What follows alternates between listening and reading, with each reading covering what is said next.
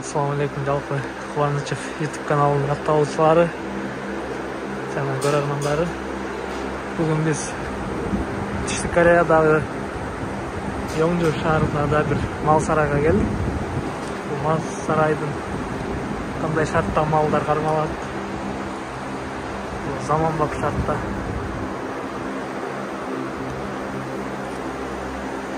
Каралгандарын айтайбыз. Бардыгы автоматташтырылган. Бул жерде суу иче турган жай.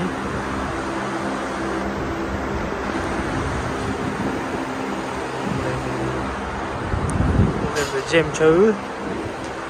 Бул жеми биздин эле шалпакал. Ошондой. Бул болсо жеми, бул жем дагы малдарга автоматташтырылган түрүндө барат экен. Бул аркылуу. Assalamualaikum жалпы Кубанычев YouTube каналынын аттаушылары жана көрөрмандары. Биз азыр Түштүк Кореядагы Yongju шаарындагы мал сарайга тартып көрсөткөнгө келдик. Бул жерде кандай шартта малдар кармалат?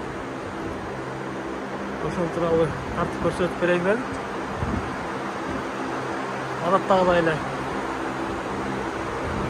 бул жем чөбү ушул жерге чачылат экен. Ушул жерге. Арада дагы бул уйлар экен, бул сан уйлар.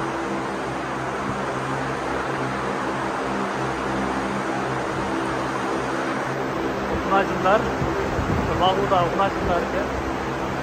Булар жаш-жашына карап бөлүп коюп.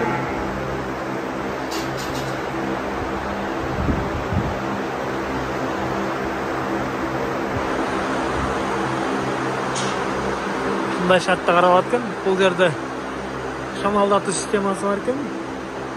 Баардыгы иштеп атат азыр. Ошо аз багууда турган кунажындар экен булар. Семизди. Вообще.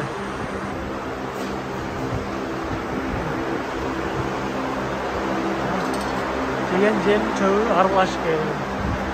Биздин кадимки эле жүгөрүлөр. Ошо чөпкө аралашуу эле саманга берилет экен.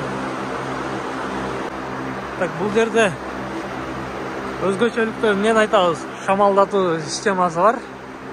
Ар бир канада көп дегенде 3төн же 4төн ашык малды кармабайт экен бул малканада. Бул жерде автоматташтырылган суу ичүү системасы бар экен. Малдар келип, сууну ушул жерден ичип кетишет экен. Эки канага бирден суу коюлуп турат. Ушундай.